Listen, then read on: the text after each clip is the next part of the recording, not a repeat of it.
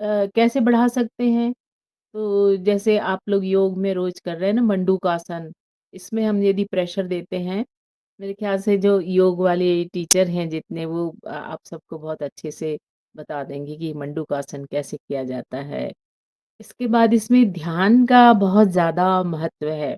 यदि हम बार-बार, बार-बार अपने आप को सोचें कि नहीं आई एम फाइन, मैं स्वस्थ हूँ, मैं पूर्णतः स्वस्थ हूँ, मैं खुश हूँ। तो बार-बार यदि हम इस तरह सोचते हैं तो ये सब हम किसी बीमारी का को हम आमंत्रित नहीं करते। हम खुद ही अपने आप ही स्वयं जो है अपने ऑटो सजेशन से अपने को ठीक रख सकते हैं। तो अब बहुत से लोगों का प्रश्न होता है कि जिसको डायबिटीज़ होती है उसको कोलेस्ट्रॉल भी बढ़ जाता है। हाँ? तो कोलेस्ट्रॉल तो हमारे लिए शरीर के लिए आवश्यक है ना? जितना हमारा जो बॉडी है, वो खुद ही कोलेस्ट्रॉल बनाती है और जो हमारा ब्रेन है, वो अपने आप ही अपने लिए वो खुद कोलेस्ट्रॉल बनाता है।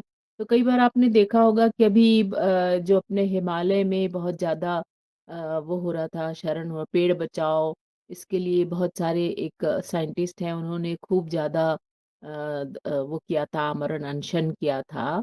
तो उनकी बुद्धि जो है, उनका जो मस्तिष्क है, वो पूरी तरह से अलर्ट था। वो कुछ नहीं खा रहे थे, उपवास कर रहे थे, उसके बाद भी उनका जो है मस्तिष्क पूरी तरह काम कर रहा था क्योंकि 90% तक के कोलेस्ट्रॉल जो अपनी बॉडी खुद बनाती है, तो उनका मस्तिष्क बिल्कुल सही था। तो उपवास भी बहुत ज़रूरी है, फास्टिंग। पर अब ये जिसको डायबिटीज़ हो गई है, तो उसको फास्टिंग करने के लिए चिकित्सक की सलाह लेनी पड़ेगी। कैसे? कि अब यदि इंसुलिन तो बन रहा है, लेकिन क्या हो रहा है कि वो कम हो रहा है ना? सिक्रीशन जब उसमें से निकलता है पैनक्रियाज़ से तो क्या होता है वो जा कर के जो हम खा-पी रहे हैं वो शुगर को वो हर सेल में, शरीर के हर सेल में वो भेज रहा है। लेकिन यदि वो काम नहीं कर रहा है, ठीक तरह से उत्पन्न नहीं हो रहा है, तो फिर थोड़े-थोड़े समय में यानी जैसे हमारा नियम है कि हम दिन में 2 बार आहार लें, है ना? पहले के लोग क्या करते थे, एक बार सुबह भोजन किया, एक बार शाम को किया। अब के समय क्या हो रहा है कि कुछ भी सामने आया, बच्चों को देखिए फ़ास्ट फ़ूड आ रहा है, तो वो उठा के खा लिया। फिर थोड़ी देर बाद में कुछ कोल्ड ड्रिंक पी लिया, तो थोड़ी देर में फिर कुछ बर्गर खा लिया। तो ये सब जो अनियमित तौर से जब जितना भी यदि कुछ भी खाएँगे ना, तो जैसे ही मुँह में कुछ गया, तो क्या होगा कि इंसुलिन अपना सिक्रीशन शुरू कर देता है, बनने लगता है। तो उसको बार-बार काम करना पड़ रहा है। तो इसलिए जो उसको कुछ हम थोड़े अंतराल से कम 3 घंटे के अंतराल में ही कुछ लें। यहाँ तक कि एक किशमिश भी खाई ना या एक पॉपकॉर्न ही खाया, मूँगफली के दाना भी खाया, तो भी वो इंसुलिन जो है वो अपना सिक्रीशन शुरू कर देता है। तो इसलिए डायबिटीज़ वालों को अपने आहार में थोड़ा-सा नियम का ख़्याल रखना बहुत ज़रूरी है कि उसको थोड़ा समय बाँट-बाँट के खाएँ। जैसे 2 बार की जगह 4 बार खाएँ, थोड़ा-थोड़ा खाएँ और एक बार में बहुत ज़्यादा ना खाएँ। अब आती है बात कि क्या खाएँ और क्या ना खाएँ। अब इसमें सबसे इम्पोर्टेंट है कि हमारे आहार में कार्बोहाइड्रेट कार्बोहाइड्रेट क्या-क्या होते हैं जैसे कि गेहूँ है, चावल है और इस तरह के जो अनाज हैं, ये कार्बोहाइड्रेट इसमें ज़्यादा है। तो हमें कार्बोहाइड्रेट जो है वो उसमें ग्लाइसेमिक इंडेक्स किसको कहते हैं? कि यदि आपने जो खाया है, उसको खाने से यदि शुगर बढ़ जाती है तो उसको कहते हैं उसका ग्लाइसेमिक इंडेक्स अधिक है। जैसे कि इन दिनों मोटा अनाज का बहुत ज़्यादा प्रचार हो रहा है और पहले के समय में हमारे यहाँ मोटा अनाज खाया जाता था। आप याद करिए कि पहले ज्वार, बाजरा और कोदो, कुटकी ये सब बहुत ज़्यादा इनका प्रयोग किया जाता था। अब हम लोग क्या खा रहे हैं पॉलिश्ड राइस और तो वो उसमें ऊपर का जो छिलका है वो तो सब निकल ही गया। तो पोषक तत्व निकल गए तो बचा क्या? तो जो व्हाइट एकदम सफ़ेद चावल हम खा रहे हैं, इसमें सब पोषक तत्व तो निकल ही गए। अब इसका जो है ग्लाइसेमिक इंडेक्स बढ़ गया।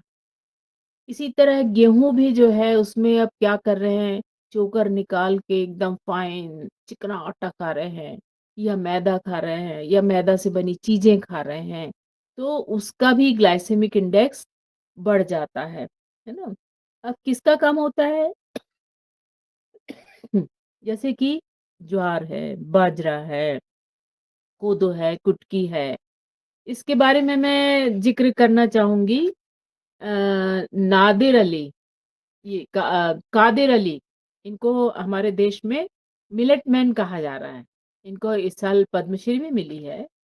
तो ये जो कादिर अली हैं, इन्होंने मिलेट्स कौन से? मोटे अनाज, इनके ऊपर इतना काम किया है और इस बार भारत सरकार ने भी उनको पद्मश्री दी है और लोगों को कहा है कि हमें इसको प्रोत्साहन देना चाहिए। मिलेट्स जो है गाँव में आदिवासी लोग इसको उगा रहे हैं और गनीमत है कि इसमें अभी पेस्टिसाइड नहीं पड़ा है। अभी जैसे फसल को उपजाऊ बनाने के लिए तरह-तरह के पेस्टिसाइड जो है वो डाले जा रहे हैं ना, कि हमारे जो गेहूँ जल्दी से बढ़ जाए, जल्दी ऊँचा हो जाए, राइस की जो धान की खेती है उसको खूब जल्दी से ग्रो कर जाए, बढ़ जाए, तो उसके लिए तरह-तरह के केमिकल्स डाले जा रहे हैं। तो उनका भी तो असर हो रहा है कि हम जितने ज़्यादा केमिकल हमारे शरीर में जा रहे हैं, उसके साइड इफ़ेक्ट से डायबिटीज़ हो रही है।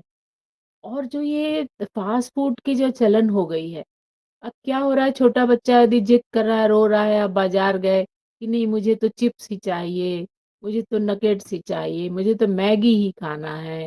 अब टीवी में जितने विज्ञापन आते हैं, 2 मिनट्स मैगी, अब बच्चे जो उसको देख के इतने वो हो जाते हैं कि शुरू से जो फ़ास्ट फ़ूड है, वो सब है। पिज़्ज़ा, बर्गर, मैगी, ये सब चीज़ों के का जो इतना विज्ञापन देख-देख के बच्चा जो है, वही-वही माँगता है, वही खाता है। और जैसे बच्चे बाहर पढ़ रहे हैं, कॉलेज में हैं, हॉस्टल में हैं, उनके पास समय नहीं है और ये सब चीज़ें खा रहे हैं, उनको बहुत जल्दी इसका आक्रमण होने वाला है। यदि माँ-बाप हैं डायबिटिक तो वो तो हो सकता है कि जेनेटिक होगा। लेकिन जो अभी जो हो रही है ना डायबिटीज़ लोगों को, उसका बहुत बड़ा कारण ये फ़ास्ट फ़ूड है। और उसके कारण क्या हो रहा है, बच्चे, युवा मोटे हो रहे हैं। मोटे होने के कारण क्या हो रहा है, पॉलीसिस्टिक ओवरी हो रही लड़कियों को। और अनियमित आहार-विहार से ये डायबिटीज़ बहुत ज़्यादा बढ़ रही है। क्यों बढ़ रही है? क्योंकि अधिक से अधिक लोग फ़ास्ट फ़ूड की तरफ भाग रहे हैं, कि अभी मान लीजिए अब लड़के-लड़कियाँ सभी नौकरी कर रहे हैं। कुछ महिलाएँ जो हैं वो ऑफ़िस जा रही हैं, काम कर रही हैं, डॉक्टर हैं, इंजीनियर हैं, टीचर हैं। इनके पास समय की बहुत कमी है। कि क्या करें, जल्दी से करें, क्या करें? तो फ़ास्ट फ़ूड की तरफ भाग रहे हैं कि 2 मिनट में तो मैगी बन जाती है, वो तो प्रोसेस्ड है, उसमें सब प्रिज़र्वेटिव डला है, उसको फटाफट बनाया, खाया, चले। इन सब से क्या हो रहा है, लड़कियों में ख़ास करके पॉलीसिस्टिक ओवरी हो रही है और मोटापा बढ़ रहा है। तो मोटापा भी डायबिटीज़ को आमंत्रण दे रहा है और लड़कियों में क्या हो रहा है कि उनके पीरियड्स गड़बड़ होने लगे हैं, ठीक से नहीं आ रहे हैं। फिर जब वो गर्भवती होती हैं, तो उस समय पूरा हार्मोन इम्बैलेंस हो जाता है, तो उससे उनको डायबिटीज़ होने लगती है।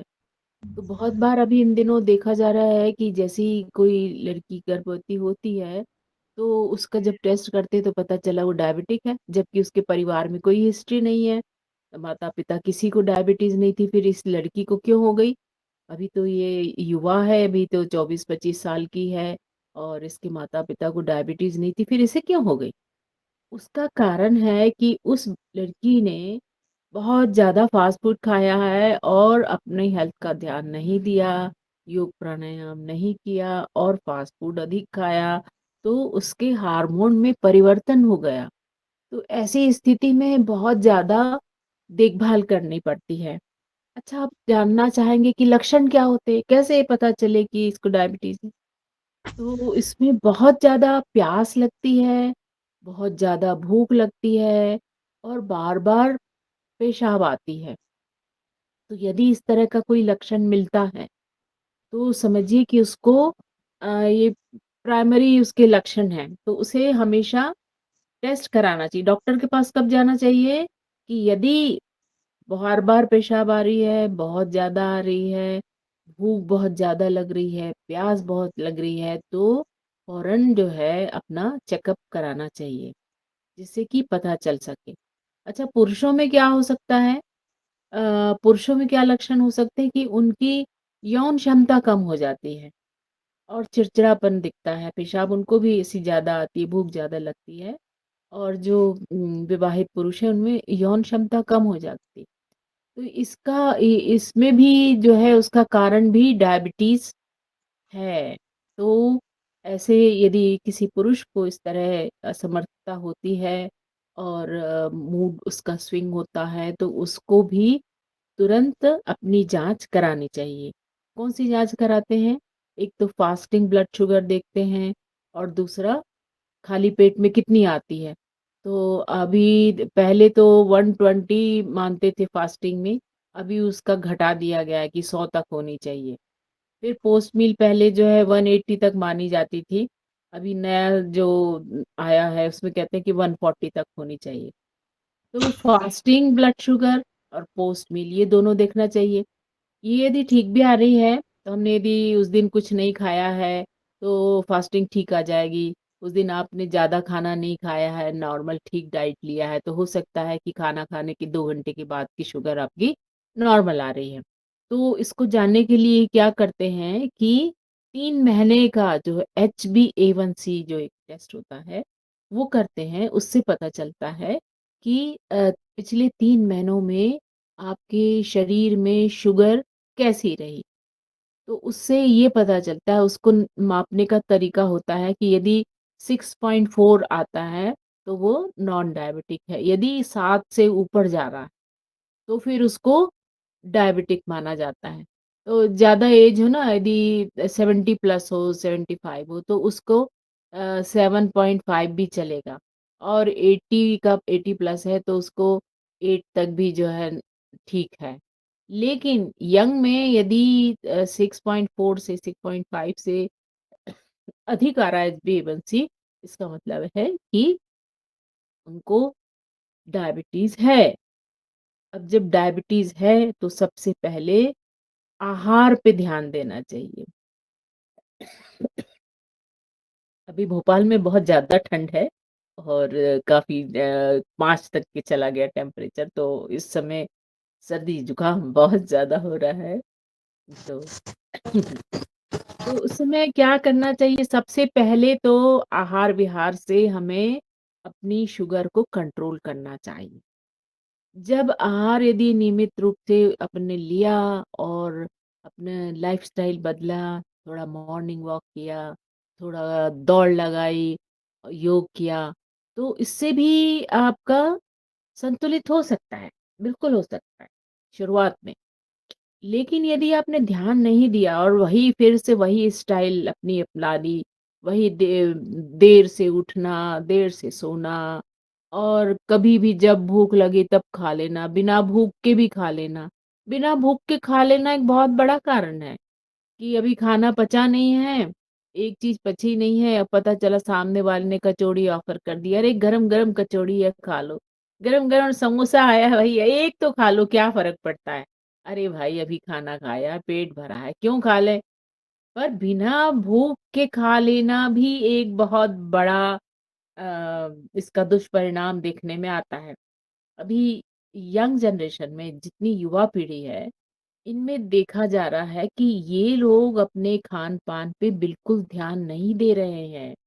जब जी चाहा, जो जी चाहा, रात के देर तक पढ़ रहे हैं, देर रात तक जाग रहे हैं, नींद पूरी नहीं हो रही है। जबकि 6 से 7 घंटे सोना बहुत ज़रूरी है। लेकिन युवा पीढ़ी को देख रहे हैं, दिन में बहुत हल्ला-गुल्ला होता है, पढ़ाई नहीं होती, कंसंट्रेशन नहीं होता, इसलिए हम तो रात में पढ़ते हैं। और जो ये रात में पढ़ रहे हैं और फिर ब्लिंकिट और ज़ोमैटो और तमाम जितने सारे फ़ास्ट फ़ूड वाले मिलने वाले वो होते हैं ना, वहाँ से वो फट से ऑर्डर करते हैं मोबाइल में, यूँ ऑर्डर किया, यूँ आ गया और पता चला रात को 2 बजे भी उपलब्ध है। वो बैठ के खा रहे हैं। तो उसका टाइम ही नहीं है कि भई ये रात को 2 बजे कोई खाना खाता है क्या? तब नहीं वो पढ़ रहे थे तो समय नहीं था तो नहीं खाया तो अभी रात को खा रहे हैं। तो ये जो अनियमित आहार खा रहे हैं बच्चे, इनको बहुत ज़्यादा खतरा है। आप लोगों को लग रहा होगा कि नहीं यंग के बारे में ही बता रही हूँ मैं लेकिन नहीं, अभी जो बड़े लोग हैं ना जो अभी मल्टीनेशनल में काम कर रहे हैं। जैसे किसी कोई अमेरिका के लिए काम कर रहा है तो उनका टाइम ज़ोन अलग है, हमारा टाइम अलग है। अभी हमारे यहाँ सुबह है, उनके यहाँ अभी रात है, 12 घंटे का अंतर है। तो उनके लिए काम कर रहे हैं क्योंकि हमारा जो स्किल है ना यहाँ बहुत ब्रेन बहुत अच्छा है हमारे देश में बच्चों का और सब ये इंजीनियर, डॉक्टर हमारे पास बहुत है। तो हमारा सारा उनके पास जो है ना वो ड्रेन कर रहे हैं, कि वहाँ से वो देते हैं नौकरी पैसा दे रहे हैं, डॉलर में दे रहे हैं, पैसा दे रहे हैं, तो बच्चे जो हैं यहाँ पता चला दिन भर सो रहे हैं और रात में काम कर रहे हैं, उनके टाइम ज़ोन से काम कर रहे हैं। भाई रहते तो इस देश में हो और खाना उनके हिसाब से रात में खा रहे हो तो कैसे पचेगा? अग्नि तो सुबह ही दीप्त होगी, जब सूरज उगेगा तो अग्नि प्रदीप्त होगी। हुँ? तो उसके लिए आप तो सूरज के तो दर्शन ही नहीं हो रहे, तो अग्नि कहाँ से प्रदीप्त होगी? तो सुबह जो है उठ के यदि सूरज की रोशनी लें, सूर्य का थोड़ा प्रकाश लें, सुबह-सुबह जब ये सूर्योदय के बाद का जब तिरछी किरणें आती हैं, इसमें सबसे ज़्यादा विटामिन डी मिलता है। तो उसमें अपने शरीर को थोड़ा खुला छोड़ें और उसके बाद में विटामिन डी लें, तो वो विटामिन डी अब्ज़ॉर्ब होता है। अलग से आप कैप्सूल खा रहे हो, तो उससे कोई उतना फ़ायदा नहीं होगा जितना कि प्राकृतिक रूप से विटामिन डी हमको किससे मिलता है? सूरज से मिलता है। और अग्नि, यदि सोचिए कि यदि अग्नि नहीं होगी तो खाना कैसे पचेगा? यदि चूल्हा चूल्हा नहीं जलेगा, आग में हमने अनाज को नहीं पकाया, तो उसका पाचन नहीं होगा, पकेगा नहीं। तो वैसे ही हमारे शरीर में भी 13 तरह की अग्नि है। तो 5 जो है पंचमहाभूत की 5 अग्नि है और उसके बाद में जठराग्नि है, फिर ते धात्वाग्नि है। तो इस तरह 13 प्रकार की अग्नि है। तो जो हमारी जठराग्नि कब प्रदीप्त होती है? जब सुबह सूरज उगता है और उसके बाद धूप मिलती है, तो सुबह उठते हैं, उसके बाद हमें भूख लगती है, तब हमें खाना चाहिए। तब पता चला कि हम सो रहे हैं, सूरज के दर्शन ही नहीं हुए। तो फिर अग्नि मंद हो गई। अभी इस समय जैसे बारिश के दिनों में देखा होगा कि लोगों की अग्नि मंद हो जाती है, जठराग्नि मंद होती है तो खाना ठीक से नहीं पचता। इसलिए आप लोग अपने आस-पास देखे होंगे जितने बड़े-बुजुर्ग हैं, वो पूरे 4 महीने तक के क्या करते हैं, बहुत सारे उपवास करते हैं, है ना? तो उपवास से बहुत अग्नि मंद है तो उससे बहुत फ़ायदा होता है। अभी आप लोग को पता है कि एक पिछले कुछ साल पहले 2016 की बात है। 2016 में जापान के एक बहुत बड़े साइंटिस्ट हैं, योशिनोरी नाम सुना है आप लोगों ने? योशिनोरी सन 2016 में इनको अ, जो है वो अवार्ड मिला है, नोबेल प्राइज़। और उसके पीछे किस बात पे मिला है? कि हमें उपवास करना चाहिए। एक बार हमें कम से कम 15 दिन में 1 बार उपवास करना चाहिए। उससे क्या होगा? ऑटोफ़ेजी। ऑटोफ़ेजी की मीनिंग क्या है? कि जो हमारे शरीर के अंदर जितना भी फैट और जितनी चीज़ें ऐसी जमा हो रही हैं, उसका वो खुद भक्षण करेगा, है ना? अपना शरीर जो है वो खुद जलाएगा। तो इसलिए देखो हमारे यहाँ तो हर एकादशी उपवास करते थे पहले और अभी भी हमारे यहाँ बहुत सारे लोग जो है हफ्ते में 1 दिन व्रत रखते, कोई सोमवार रखता है, तो कोई हनुमान जी के लिए मंगल रखता है, कोई शनिवार रखता है। तो 1 दिन यदि व्रत किया जाए तो हमारे शरीर में जितनी चीज़ें जो वेस्ट प्रोडक्ट है और जो चीज़ बर्न नहीं हुआ है, अग्निमंद होने से वो एकदम से बर्न होगा, है ना? इसको बोलते हैं हमारे शरीर के अंदर ही जठराग्नि उसको जला देगी। तो इसके लिए जापानी साइंटिस्ट को अभी नोबेल प्राइज़ मिला है और हमारे पूर्वज इसको हज़ारों साल से जानते थे। इसीलिए हमारे यहाँ व्रत की प्रथा है। लेकिन अब यहाँ मैं बता देना चाहती हूँ डायबिटीज़ वाले ज़रा होशियार हो जाएँ, उनको इतना नहीं करना है। उनके लिए चिकित्सक की सलाह से ही व्रत करें। कई बार अब जैसे होता है कि अब नवरात्रि आई, 9 दिन उपवास करना है। मुस्लिम जो भाई-बहन हैं, उनको वो पूरे रमज़ान के महीने में 1 महीने उपवास करते हैं। तो जिसको डायबिटीज़ है, उसको इतना नहीं करना है, करना तो है। जैसे कि कुछ घंटे का अंतर रखना है, उसके बाद में उपवास किया है तो कुछ फल खा लें। कुछ देर बाद में फिर फलों को ले लें और कुछ ऐसे अनाज हैं जो उपवास में खाए जाते हैं। तो डायबिटीज़ वालों का उपवास जो है वो अलग तरीका होगा, हुँ? और जो नॉर्मल व्यक्ति है उसके उपवास का तरीका अलग होगा। तो जो सूर्य तो पावर हाउस है ना, तो इसलिए जब भूख लगे तभी खाना है, सूरज उगे तब नाश्ता करना है।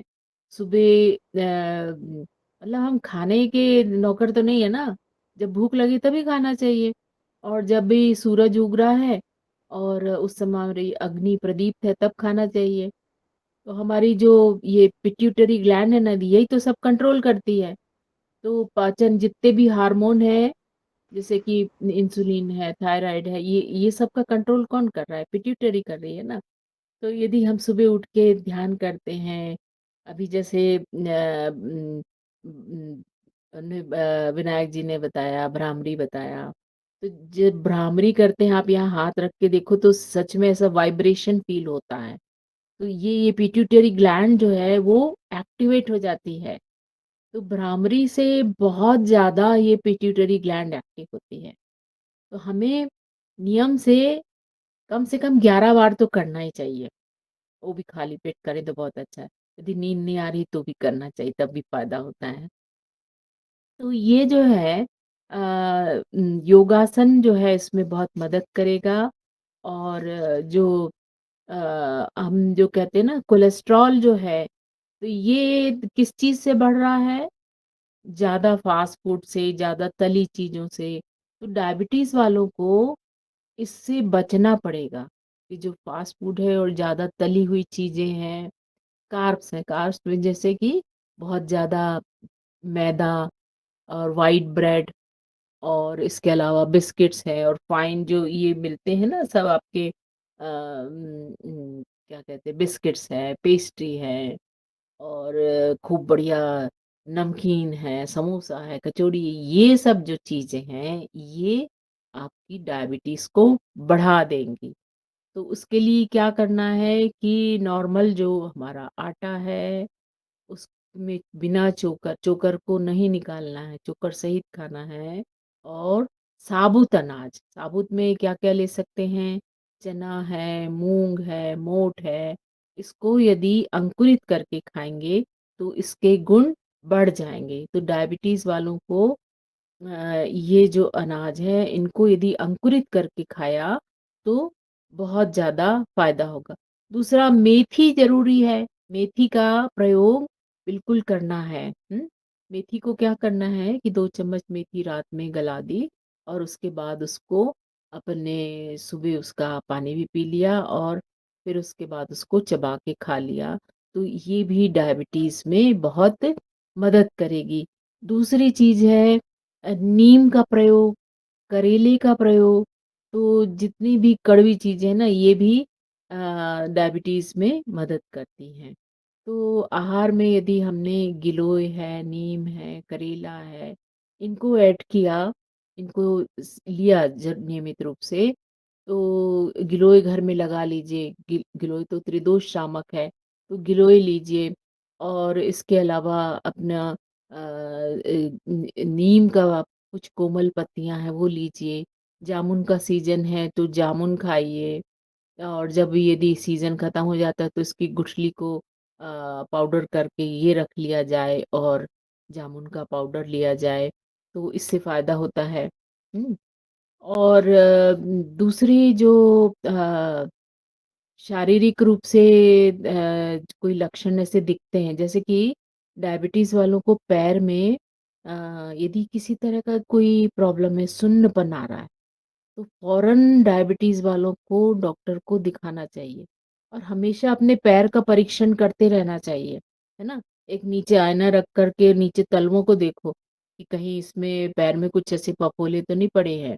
फिर जब नहा के निकलें तो पैर को अच्छे से पोंछ लें और उँगलियों के बीच में कहीं कुछ ऐसा तो नहीं है गीलापन है, कोई फंगस तो नहीं लग रहा है किसी तरह की कोई बीवाई तो नहीं फटी है कहीं एड़ी में वो तो नहीं है। इसका बहुत ख़्याल रखना है और यदि पैरों का रंग बदल रहा है, कई बार क्या होता है डायबिटीज़ में पैरों का रंग बदल जाता है, काला होने लगता है, गैंग्रीन होने का डर होता है। तो पैरों का जो लक्षण है, इसको पैरों के देखभाल बहुत ज़रूरी है। डायबिटीज़ के कारण क्या होता है, आँखों में भी समस्या आती है।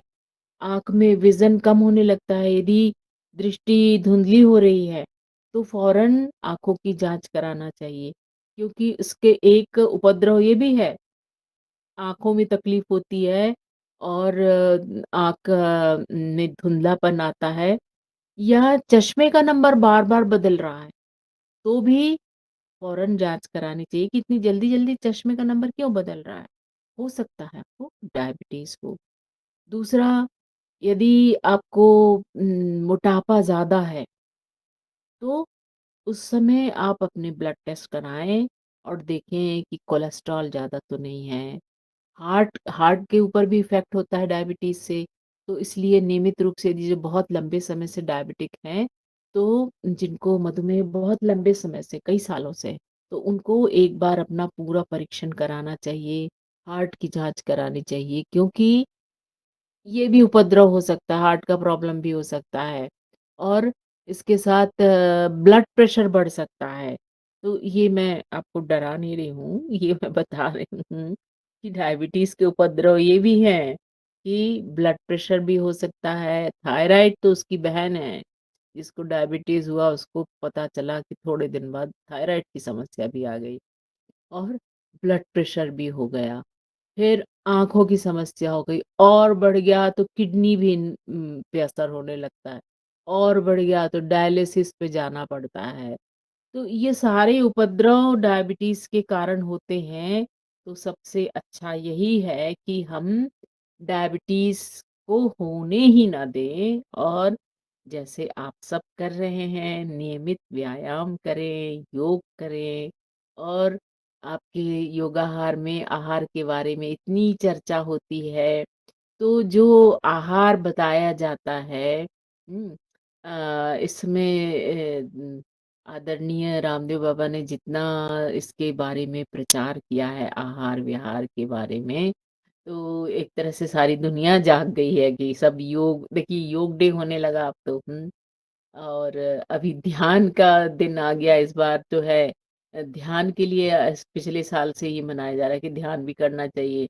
तो आदरणीय रामदेव बाबा जी ने ऐसी जागृति फैलाई है कि लोग प्राणायाम कर रहे हैं, योग कर रहे हैं, सुबह उठ के जिसको समय नहीं मिला तो वो जब भी एनडीटीवी में उसमें आता है टीवी में उसमें करने लगते हैं। फिर बहुत सारे लोग जो हैं वो क्लास चला रहे हैं और बहुत ज़्यादा योग का प्रचार हो रहा है और आहार के बारे में।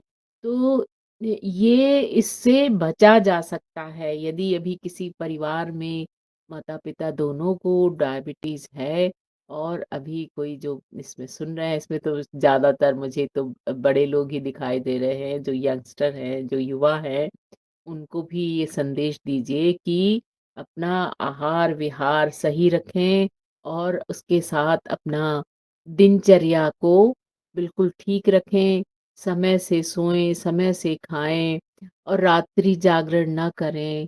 कम से कम 7 से 8 घंटे, 6 घंटे तो कम से कम निद्रा और वो भी गहरी होनी चाहिए। और इस समय रात में बच्चों को मैंने देखा है कि मोबाइल में लगे हुए हैं। यदि मना किया माँ-बाप ने तो लाइट बंद करके और उसको जो इसकी जो स्क्रीन की लाइट पड़ती है वो भी बहुत हार्मफुल है। तो रात में पता चला कि नहीं वो तो हमारा होमवर्क है, ऑनलाइन ही करना है, तो वो रात-रात जग के टीवी में उसमें मोबाइल पे देख रहे हैं। तो उनकी नींद तो होती ही नहीं है। सुबह पता चला कि सब लोग घर में माँ ने सब खाना बना लिया, काम कर लिया, पता चला बच्चा तो अभी सो ही रहा है। नहीं मम्मी मैंने तो रात भर का काम किया है, इतनी पढ़ाई की है और इतना मेरा होमवर्क था इसलिए मुझे जगना पड़ा। मैं क्या करूँ? तो ऐसे बच्चों को आप माता-पिता सबका काम है कि उनको आप जिस तरह आप योग कर रहे हैं उनको भी उसके लिए प्रोत्साहन दें और उनको समझाएँ कि नहीं ये आवश्यक है। मेरे ख़्याल से डायबिटीज़ के बारे में मैंने आपको काफ़ी सारा बता दिया और अब यदि कोई प्रश्न उत्तर है तो उसके लिए मैं हाँ, चाहूँगी। रश्मि जी बहुत-बहुत धन्यवाद। थोड़ा प्रश्न उत्तर के लिए आप कर लीजिए, हो सकता है काफ़ी लोगों के प्रश्न होंगे, बिल्कुल, इसलिए। बिल्कुल। अ, स्वागत है, जो आप जानना चाहें जितना मुझे पता है मैं बिल्कुल प्रश्नों के उत्तर ज़रूर दूँगी और मेरा जितना अनुभव है उसके हिसाब से जो मैंने इतने दिन बहुत बहुत सीखा धन्यवाद पढ़ा। आपने डॉक्टर बहन जी का, दीदी का, और आपके माथे पे तिलक, वो देखिए आप बिंदी, इनकी बिंदी जो है हमेशा चमकती रहती है। और हम प्रार्थना करते हैं प्रभु से कि इसी प्रकार से इनका चेहरा तो हमेशा चमकता रहता है, बिंदी चमकती रहती है, इसी प्रकार से ये चमकती रहें और समाज को स्वस्थ करती रहें, कान दबाती रहें, रोग भगाती रहें। आज डायबिटीज के ऊपर आपने बहुत ही सुंदर हम सबको मार्गदर्शन दिया है। ये हर कार्यक्रम का, इस परिवार का, इसके चलते 1700वां दिन कल हमने मनाया। आज 1771, मतलब 1701वां दिन है आज। ओह! तो ये बहुत-बहुत बधाई, बहुत-बहुत बधाई आपको। और आप सबको मेरी हार्दिक बधाई।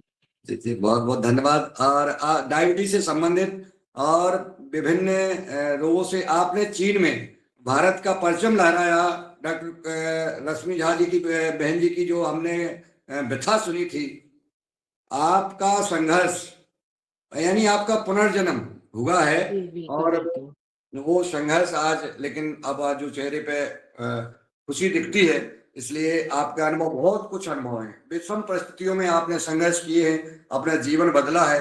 और जो चीन देश में अपना परचम लहरा करके, देख करके, और यहाँ जो भारत में, अब भोपाल में आप रह रही हैं और सेवा दे रही हैं, तो आइए, जिनके भी भाई बहनों के जो सवाल हों वो हैंड रेस करें और पूछे। आज मैं रमेश चंद्र मेहरा जी को आमंत्रित कर रहा हूँ कि वो आए और अपना सवाल करने का कष्ट करें। जी ओम। ओम सदन को हरिओम। बहन जी को प्रणाम। बहुत अच्छी जानकारी आप दे रहे हैं बहन जी।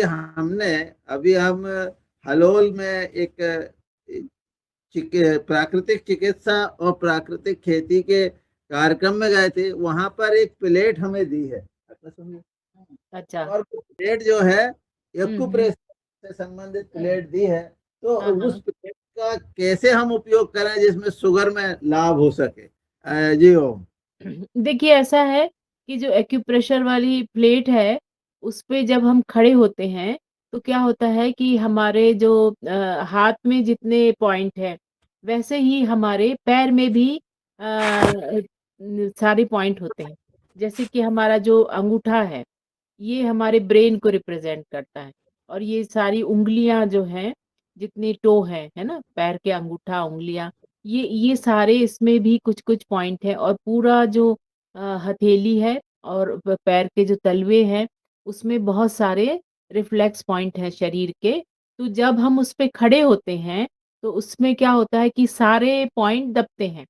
तो अब किसी एक पॉइंट पे वो प्रेशर नहीं पड़ता, उससे तो पूरे शरीर के सारे जितने भी प्रतिबिंब हैं, सारे जो रिफ्लेक्स पॉइंट हैं, उस पे प्रेशर होता है। तो एक तरह से पूरे शरीर की मसाज हो गई। तो यदि आप उस पे जितना पहले-पहले तो आपको बहुत चुभेगा, तो आप उसके ऊपर एक कपड़ा रख लीजिए, उसके बाद में फिर करिए। एक एक परत कपड़ा रखा तो भी बहुत चुभ रहा है, तो 2 परत रख लीजिए। फिर धीरे-धीरे पहले उसपे कदम ताल करिए, थोड़ा-थोड़ा उसको पैर उठाया रखा ऐसा, फिर थोड़े दिन में आपको आदत हो जाएगी। तो पहले 1 मिनट करिए, फिर 2 मिनट करिए, इस तरह से आप कम से कम 5 मिनट ऐसा ज़रूर करिए। उसके लिए ये है कि एकदम जो है ना, एकदम खाली पेट भी मत करिए।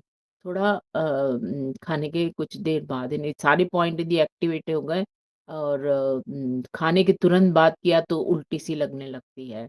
तो इसको कभी भी कर सकते हैं, लेकिन ध्यान रहे कि जिसको बहुत ज़्यादा पैरों में कोई तकलीफ़ है, छाले वाले हैं या कुछ ऐसा हो, तो उसको थोड़ा बच के करना चाहिए। तो 5 मिनट करिए, उसमें बिल्कुल निश्चित फ़ायदा होता है। तो क्या हुआ, हम मेला में जब उन्होंने प्रयोग करवाया तो हमारे साथी का जो है एकदम से पूरे शरीर में झुनझुनी झुनझुनी सी आ गई। तो उनसे उनसे पूछा गया कि ये क्या हुआ ऐसा, तो हुँ, उन्होंने ये कहा कि आपके शरीर में जो है सारे पॉइंट एक्टिवेट हो रहे हैं या आपको रक्त परिभ्रमण जो है बढ़ गया, तो जी। ऐसा होता है क्या? जी। नहीं, वो भूखे थे।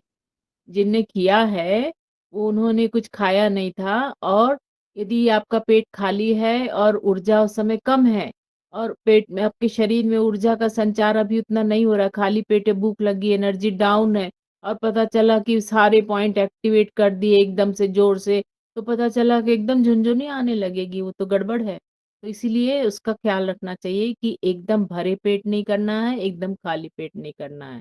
जब कुछ खा लिए उसके 1 घंटे बाद, 2 घंटे बाद में करिए, तो उससे कोई भी नुकसान नहीं होगा। ओम बहुत-बहुत धन्यवाद।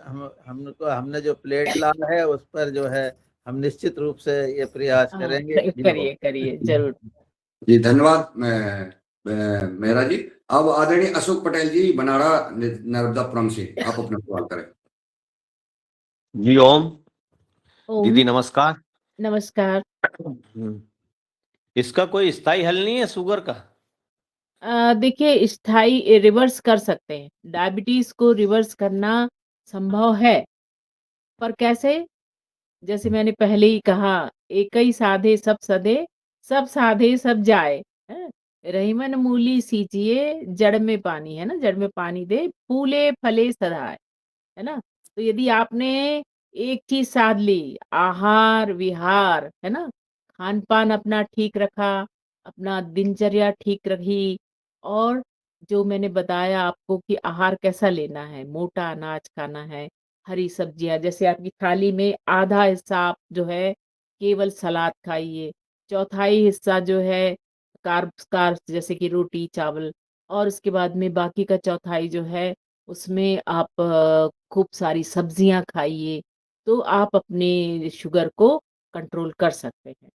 और यदि रिवर्स करना चाहते हैं, तो उसके लिए फिर कैलोरी नाप के खानी पड़ेगी। यदि आपने दिन भर में 800 कैलोरी खाई, यानी 1000 कैलोरी आपने यदि खा ली बैलेंस करके, तो धीरे-धीरे आपका जो है, ये रिवर्स हो सकता है।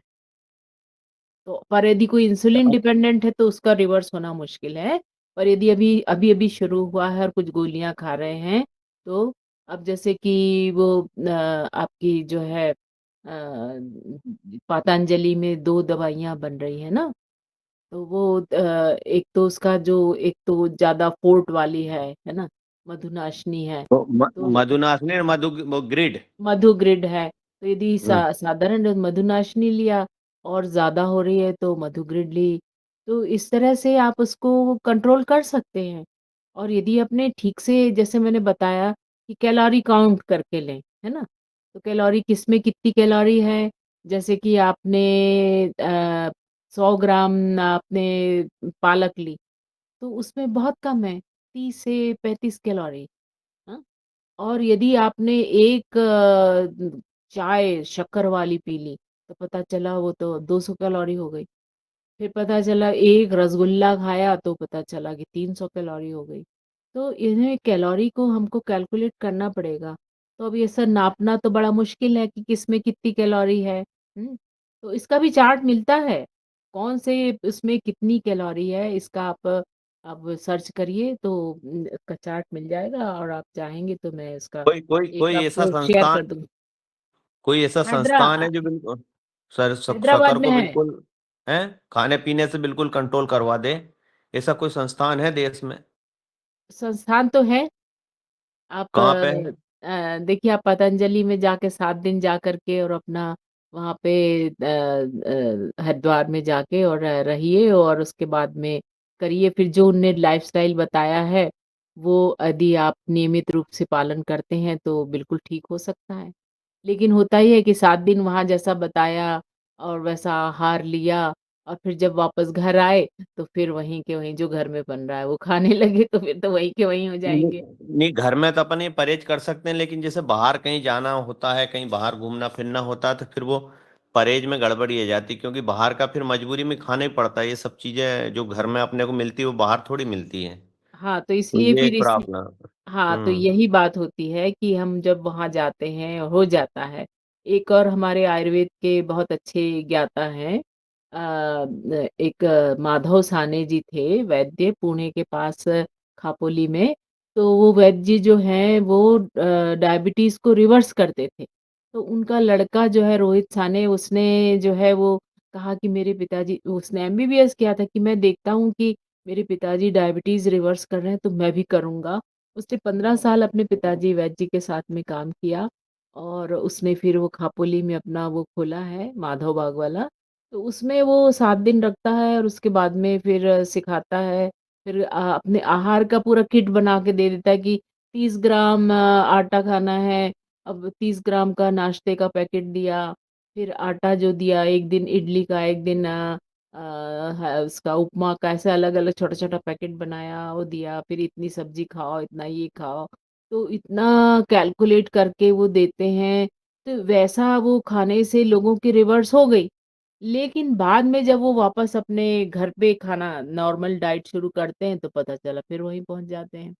तो यदि हम अपने आहार-विहार को संतुलित करें कि सुबह हम उठ के मेथी का पानी पिएँ, मेथी खाएँ, थोड़ा आँवला लें और उसके बाद में थोड़ा गिलोय लें, नीम लें और खाने में हम मोटा अनाज खाएँ और सब जैसा मैंने बताया कि आधा हिस्सा सलाद है, चौथाई हिस्सा कार्ब्स है और चौथाई में सब्जियाँ हैं। इतना यदि हम करते हैं, तो बिल्कुल ही हमारी डायबिटीज़ नियंत्रित होगी।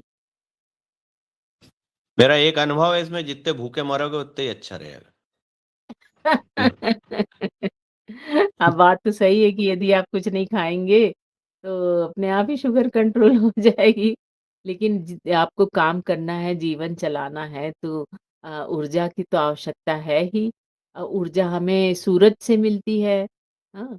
और विटामिन डी तैयार होता है, विटामिन डी जो है वो कैल्शियम को एब्ज़ॉर्ब करने में मदद करता है। तो हमको नेचुरल कैल्शियम भी चाहिए, विटामिन डी भी चाहिए, विटामिन सी भी चाहिए। तो जो हमारा हमारे भारतीय पद्धति में जो हमारे आहार है, उसमें सब कुछ है। सब्जियाँ हैं, नींबू है, संतरा है, इससे हमें विटामिन सी मिल रहा है। कार्ब्स जो है उससे हमें सब शक्ति मिल रही है, एनर्जी के लिए कार्ब्स भी ज़रूरी है। और उसके बाद प्रोटीन चाहिए तो वो हमें दालों से मिल रहा है। तो हमें प्रोटीन भी चाहिए, कार्बोहाइड्रेट भी चाहिए, फैट भी चाहिए। आजकल लोगों को क्या हो गया दुबले होने के लिए ख़ास करके लड़कियाँ हीरोइन लोग को देख के वो उन्होंने एक वो बना रखा है कि नहीं उस हीरोइन की तरह हमें उतना ही स्लिम होना है और उन्होंने खाना छोड़ दिया, सब कुछ छोड़ दिया। पता चला बीच सड़क में बेहोश होके गिर गई। तो ऐसा नहीं, मतलब हमारे शरीर में सब चीज़ों की आवश्यकता है। प्रोटीन चाहिए, कार्बोहाइड्रेट चाहिए, फैट चाहिए, तो सारी चीज़ें चाहिए। तो इसके लिए ऐसा नहीं कि एकदम भूखे रहें। सब चीज़ संतुलित मात्रा में रहे तो आप स्वस्थ रहेंगे, कोई भी बीमारी आपको नहीं होगी। जी, बहुत सुंदर। अशोक पटेल जी, से आपने जैसे सुझाव दिया है, हम भी निवेदन करते हैं कि 7 दिन पतंजलि में वेलनेस में लाभ लीजिए और किसी को साथ ले जाके 2 व्यक्तियों का अभी 50% डिस्काउंट भी है। आप आराम से जो है रह सकते हो वहां पर। जो भोजन दिया जाएगा, जैसा आदरणीय डॉक्टर साहब ने बताया कि वो तो पर्चा बना देते हैं डॉक्टर, उसके अलावा मिलते ही नहीं है, इन्हें मिलेगा भी नहीं कुछ। अगर ये चाहेंगे कि हम खा लें तो नहीं मिलेगा। तो निश्चित जो है आपकी डायबिटीज क्योर हो, ऐसी हम लोग प्रार्थना करते हैं। और मैं तो कहता हूं कि मैं सुझाव दे रहा हूं कि आप आइए और चलिए। अभी मैं 2 तारीख को पहुंचेंगे, 1 तारीख को रिजर्वेशन करा लीजिए। जी भाई साहब क्षमा करें, 1 सेकंड बोलूंगी। 7 दिन में कुछ नहीं होगा अशोक जी का।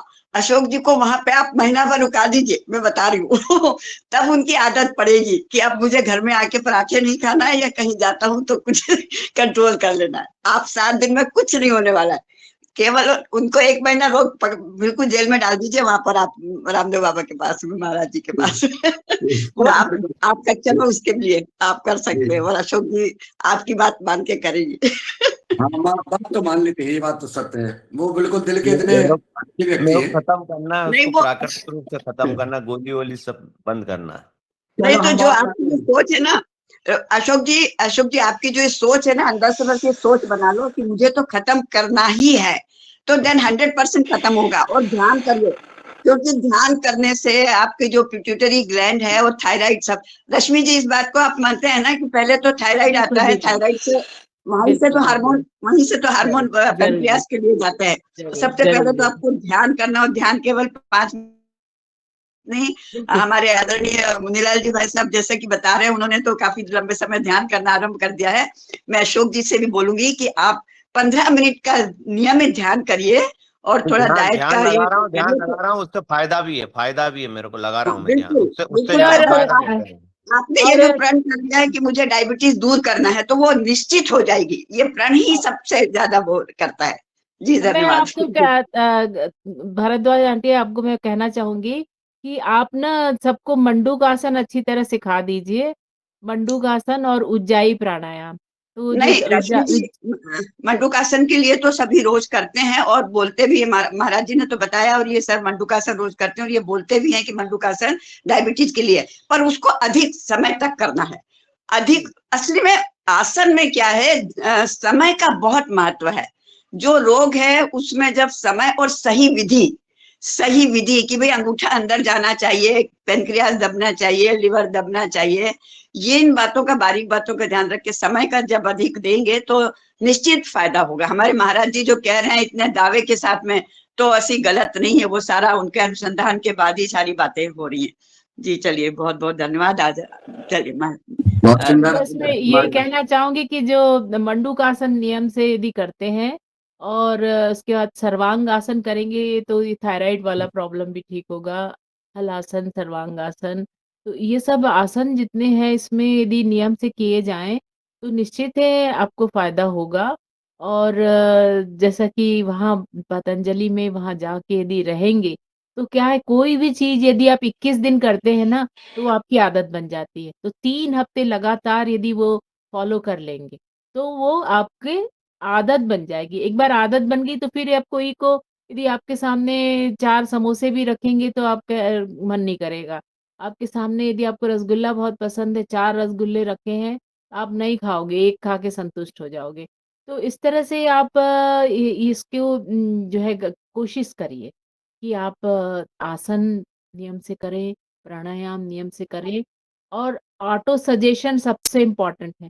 आप खुद को अपना सजेशन दीजिए कि नहीं, मुझे ठीक होना है। ये तय कर लें, जिस दिन आपने तय कर लिया कि मुझे ठीक होना। मधुमेह को जीत लेना है, इसको नष्ट करना है, उस दिन, जिस दिन आपने तय कर लिया उस दिन आप इससे मुक्त हो सकते हैं। बहुत सुंदर बहन जी। बहन जी, इन्हें तो लड्डू देख के जीभ में पानी आता है। कहाँ अच्छे हो रहा है जी, हमरे साथ अभी थे खूब लड्डू सूते इनने। फिर तो मुश्किल है, कैसे ठीक होंगे आप? यही तो चल रहा है इनके साथ, अशोक जी का यही चल रहा है। और ये जो है दुखोना रोते हैं डायबिटीज का हमारा ठीक नहीं हो रहा, लेकिन ये खाते पीते ज्यादा। अभी इनसे बात करेंगे हम, जैसा दीदी ने सजेशन दिया है इनको, अभी 21 दिन को बंद कर देते हैं पतंजलि में। हाँ, यदि 21 दिन आपने लगातार कर लिया ना तो वो आपकी आदत बन जाएगी। अब हमने आज आपने ड्यूटी दे दी है, डॉक्टर कुसुम भारद्वाज जी ने और आपने, तो आज हम जी। अभी इनको बात करेंगे और इनको देखते हैं अभी। बस अशोक जी पे हमारा फोकस रहेगा अब। ठीक है बिल्कुल बिल्कुल। चलिए, बहुत सुंदर। आदरणीय कल्पना साहू जी अपने सवाल करें बहन जी।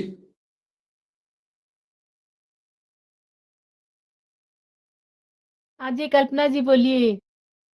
जी जी प्रणाम हरिओम डॉक्टर। हरि हाँ, हरिओम हरिओम प्रणाम। कल्पना जी, हरिओम। जी, हम आपसे मिल चुके हैं आकृति गार्डन में जब आप आए थे। अच्छा, अच्छा, हाँ, हाँ। जी, हाँ, हाँ, जी। तो बताएँ। मेरा मेरा प्रश्न योग ये है क्लास में आई थी ना, योग जी, क्लास में जी। अच्छा, आपका अच्छा, मल्टी योग क्लास में। जी, ये जी, क्लास में जी। मिल चुके हैं, इसलिए बहुत साल मिलना पहले की भी बात है, 10 इयर्स हाँ, हो गए। बहुत दिन हो गए। जी, तो मेरा प्रश्न ये है, आप कह रहे थे कि खाली पेट जैसे एक्यूप्रेशर नहीं करना चाहिए, तो हम तो योग करते समय सुबह कान दबा लेते हैं और नहीं, नहीं, हाथ-पैर वो में ठीक प्रेशर कर नहीं, वो लेते करना हैं। है। नहीं, वो जो जी, वो प्लेट की बात थी ना, प्लेट में जी, इतने सारे वो कील की तरह वो नुकीले उसके वो होते हैं ना, बहुत शार्प होते हैं।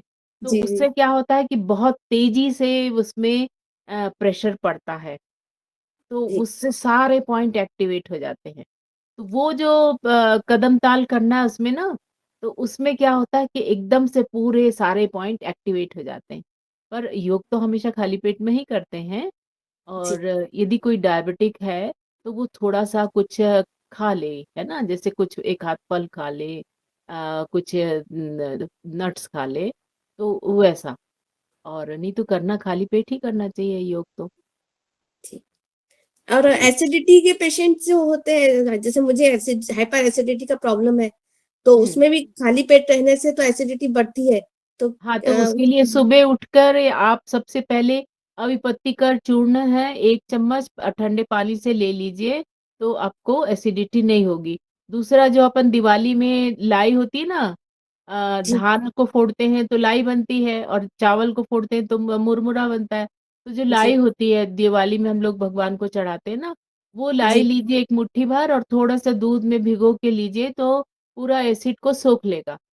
तो खाल और ज़रा-सा दूध 2 चम्मच दूध, 2 चम्मच पानी, ये आप थोड़ी-थोड़ी देर में लीजिए हर घंटे में, तो वो जी, एसिड को न्यूट्रल कर देगा। दूध सबसे अच्छा एंटासिड होता है। और खाली पेट नहीं रहना, बहुत देर खाली पेट रहोगे पित्त तो बनेगा ही, पित्त अपना काम करेगा और पित्त जब अधिक होगा तो फिर आपको एसिडिटी होगी और उसका सबसे बड़ा कारण है ये, यहाँ जितने ज़्यादा थॉट प्रोसेस चलेंगे, विचार चलेगा दिमाग या पर स्टोरी को ठीक रखो, तो जी, एसिडिटी नहीं होगी। ज़्यादा सोचने से, ज़्यादा तनाव से एसिडिटी बढ़ती है और भूखे पेट बहुत समय भूखे पेट रहोगे तो एसिडिटी होती है। समय से खाना खाया, समय से सोए तो एसिडिटी नहीं होगी। पित्त तो बनेगा ही, यदि उसको खाने नहीं मिलेगा, तो आंतों को पचाने लगेगा। जी, तो समय से बहुत खाइए तो नहीं होगी। जी, और बहुत शानदार। दूध सबसे अच्छा एंटासिड है, लेकिन गिलास भर के नहीं पीना है। थोड़ा-सा दूध, थोड़ा-सा पानी मिला के दूध की लस्सी पियो और जी, चाहो तो साथ में 1 बिस्किट खा लो या कुछ रोटी का 1 टुकड़ा खा लो, तो एसिड को सोख लेगा। हम बचपन में पेन से लिखते थे, स्याही वाले पेन से, तो स्याही टपक जाती थी तो एक ब्लॉटिंग पेपर आता था, उसको ऐसे करो तो स्याही सोख लेता था। अभी तो नहीं होता वो, अभी तो बॉल पेन आ गया। तो उसी तरह है जो ये दूध है और थोड़ा-सा कार्ब्स यानी बिस्किट या रोटी कुछ भी ऐसे लिया तो वो क्या करता है एसिड को सोख लेता है। तो धान की लाई जो है वो सबसे अच्छी है। धान की लाई और थोड़ा-सा दूध लिया तो वो एसिड को अवशोषित कर लेगा। बहुत जी, शुक्रिया। चलिए कल्पना जी, आपका सवाल का जवाब आपको मिला और जी, आप ध्यान रखें, चिंता ना करें और सोचें नहीं, ठीक है? जी, फिर जल्दी मिलते हैं आपसे। जी। अब आदरणीय कृष्ण कुमार जी, झारखंड से हैं आप, सादर आमंत्रित है, अपना सीधा सवाल करें।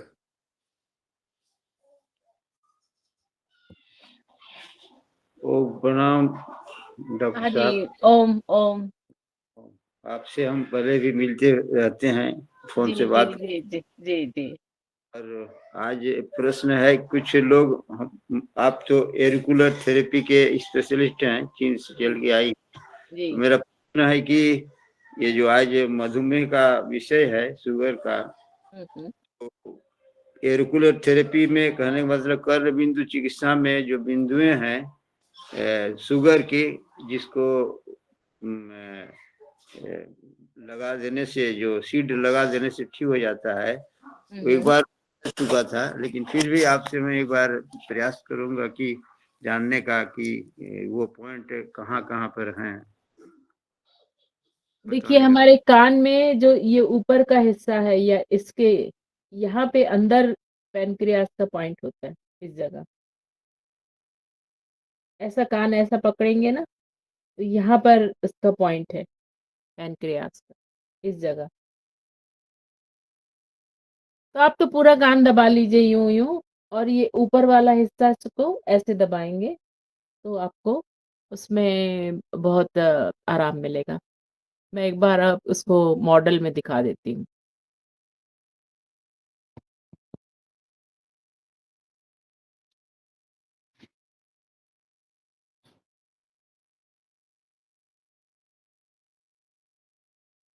कान सब लोग दबा लें अपने, पूरा कान दबा लें, तो कोई ना कोई जहाँ भी दर्द होता है वो वहाँ पता पड़ता है, वो अपने आप जो होता है। ऐसे पैरों के तलवे वाला भी ये जो है सब लोग अपने पास रखें, जो चलते हैं ना, इस पर देखिए, ये पैरों का है, ये हाथों के लिए है, एक्यूप्रेशर के लिए, और कान ऐसे दबा लें, तो हाथ हथेलियों का हो गया, पैरों के तलवों का हो गया, और जो है हाथों का हो गया, तो एक्यूप्रेशर हो गया।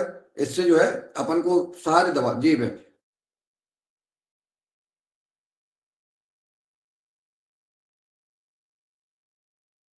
ये हिस्सा आवाज।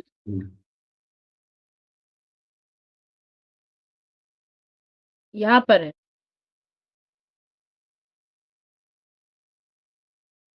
ये हमारा पूरा कान है, ये वाला हिस्सा, ये पैनक्रियास का है।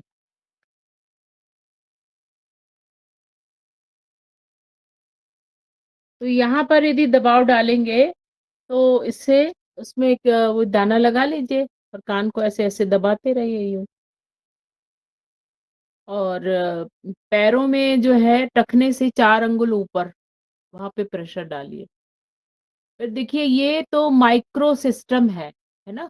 ये कोई सपोर्टिव है। जैसे किसी को दर्द हो रहा है, तो हम क्या करते थे कि एनासिन खा लेते थे, पैरासिटामॉल खा लिया, तो थोड़ी देर में दर्द कम हो गया। लेकिन वो कोई चिकित्सा नहीं हुई, टेम्परेरी हुआ, है ना? परमानेंट नहीं हुआ। तो कान का यदि हमेशा दबाते रहें, तो वो एक्टिवेट होता रहेगा, है ना? तो उससे प्रेशर से वो फ़ायदा होगा। तो उस पॉइंट को ऐसे दबाते रहें, इस तरह से, कान को ये ऐसे। हरे कृष्ण कुमार जी, आपका सवाल का जवाब मिल गया है। जी हाँ ये दोनों कान दबाना कि एक दबाना? दोनों कान दबाइए ना। दोनों कान दबाइए।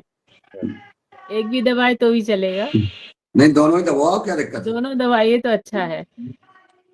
और दोनों के दबाओ, दोनों दोनों के दबाएं, एक दूसरे के दबाओ। दोनों एक दूसरे का दबाव तो काऊ माऊ का और फुर्र।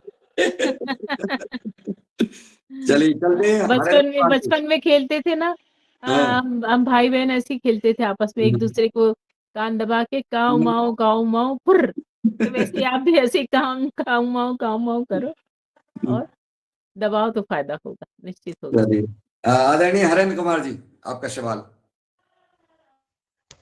सदन को नमन। मेरा सवाल ये है मैम से कि बहुत लोग कहते हैं कि रॉ फूड खाए, ज़्यादा खाए, कच्चे फल सब्जी ये सब ज़्यादा खाए। दूसरा सवाल है कि जो फ्रूट्स खाते हैं हम लोग, सीजनल फ्रूट्स खाते हैं बहुत सारे, कटहल के समय कटहल, आम, जामुन और इस तरह के फलों का सेवन किस मात्रा में, कितने लिमिट में खाना चाहिए, या क्या इसका अ, सुझाव है? देखिए कोई भी जो रूट है, जैसे कि शकरकंद है, गाजर है, मूली है, ऐसी चीज़ें जो ज़मीन के अंदर होती हैं, ये भी आवश्यक हैं, और जो ऊपर धरती से ऊपर उग रही है पत्तियाँ हैं, ये भी हमारे शरीर के लिए आवश्यक हैं, कि यानी दोनों मिला के बैलेंस होता है, ना रूट्स भी चाहिए और पत्तियाँ भी, लीफी भी चाहिए। तो इनको जो ज़मीन के अंदर है, उनको अच्छी तरह से धो करके और थोड़ा-सा पार बॉयल करें, स्टीम करके खाना चाहिए, एकदम रॉ नहीं खाना चाहिए। और जो पत्तियाँ हैं, अभी इतनी ज़्यादा पेस्टिसाइड डलती हैं कि इसको कम से कम 4 बार धो के, और उसके बाद में, जैसे कि एकदम से कच्ची नहीं खाई जाती। अब जैसे धनिया है वो खा सकते, और पालक जो है उसको थोड़ा तो पकाना पड़ेगा, मेथी भी जो है एकदम कच्ची नहीं खाई जाएगी, मेथी का दाना जो है वो बिल्कुल आप भिगो के खा सकते हैं। अब सीज़न के जो फल हैं, अब जैसे कटहल है वो तो पका हुआ बहुत मीठा होता है, आम बहुत मीठा होता है, अभी जैसे अमरूद का सीज़न है इस वक़्त, अमरूद खाइए, अमरूद से कोई नुकसान नहीं है। सेब यदि कश्मीर के आ रहे हैं, अपने देश में पैदा हुए हैं तो वो अच्छे हैं, है ना? जो चीज़ जहाँ पैदा होती है, उस जगह जो पैदा होता है वो खाएँ तो अच्छा है। फ्रोज़न जो है बाहर से आ रहे हैं, कहीं कीवी आ रहा है, हमारे देश में तो नहीं होता उसको। अब यदि आप कीवी खाने लगे तो पता चला वो तो विदेश से आई है, कितना प्रिज़र्वेटिव डला है, तो वो तो फ़ायदा नहीं करेगी। तो जो सीज़न में जिस ऋतु में जो फल आता है, वो खाना चाहिए। और कच्चा खाने की बात है, तो कच्चे फल तो खा सकते हैं भाई, सेब खाइए, अमरूद खाइए, सब तो कच्चा ही खाना है।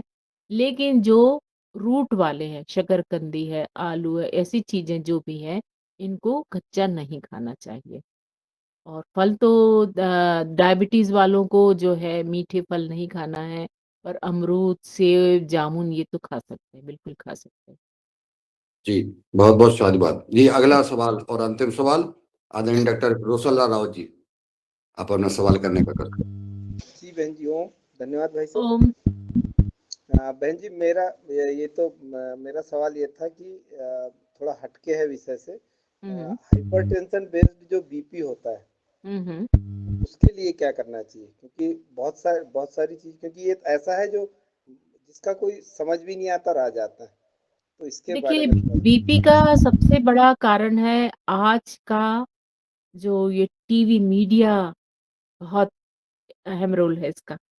कि जो हम जैसे ही सुबह उठते हैं, अखबार पढ़ते हैं, जैसे ही अखबार खोला, तो पहली न्यूज़ होती है कि फलानी जगह बम विस्फोट, फलानी जगह बुलडोज़र चला, फलानी जगह हत्या हो गई, फलानी जगह रेप हो गया और दुनिया में यूक्रेन और रशिया में लड़ाई हो रही है।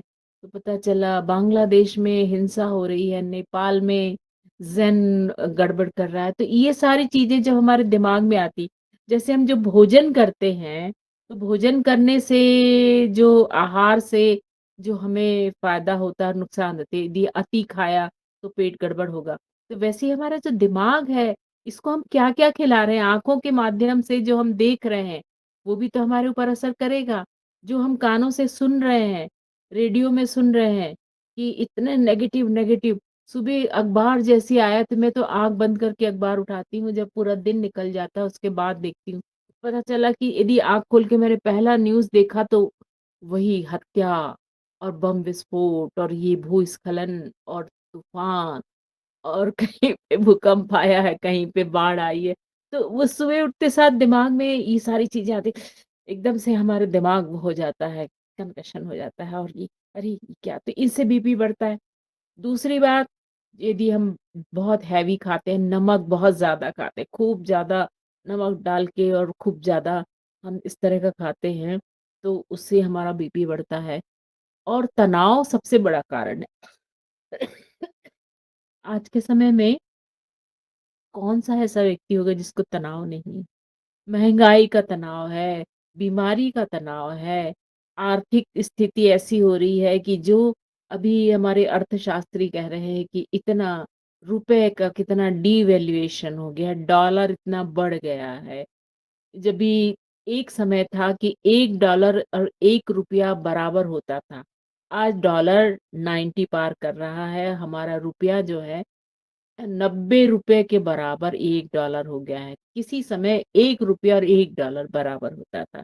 तो हमारे रुपए का इतना अवमूल्यन हो रहा है, तो उसके लिए हमको कितना प्रयास करना पड़ रहा है कमाने के लिए, कितनी मेहनत करनी पड़ रही है। जो किसान है उसको जो अनाज का जो सही मूल्य नहीं मिल रहा है, तो किसान इतनी आत्महत्या कर रहे हैं। और जो साइंटिस्ट हैं, कितने सारे साइंटिस्ट ने आत्महत्या कर ली। कितने सारे बच्चे जो है पढ़ाई में ठीक नहीं हो रहे तो वो रिजल्ट बुरा आया तो आत्महत्या कर ली। तो ये सारी चीज़ों का प्रभाव हमारे ऊपर तो पड़ता ही है ना। तो इस तरह की जो नेगेटिव चीज़ें हम देखते हैं, सुनते हैं, इनसे हम बच नहीं पाते। तो तनाव का बहुत बड़ा कारण ये है और हमारे खान-पान में जो जिस तरह की नमकीन और ये फ्राइड चीज़ें और बाज़ार के उपलब्ध स्नैक्स ये सब खाते हैं, इससे तो बीपी बढ़ता ही है और कुछ जेनेटिक भी होता है। और जो ये डायबिटीज़ के साथ तो एक फ्री में मिल जाता है हाइपरटेंशन। डायबिटीज़ के साथ-साथ जो ये दवाइयाँ खाते हैं उससे कोलेस्ट्रॉल बढ़ता है, कोलेस्ट्रॉल से ब्लॉकेज होता है, ब्लॉकेज के बाद में फिर स्टंट डलता है और उसके बाद में फिर आगे चल कर के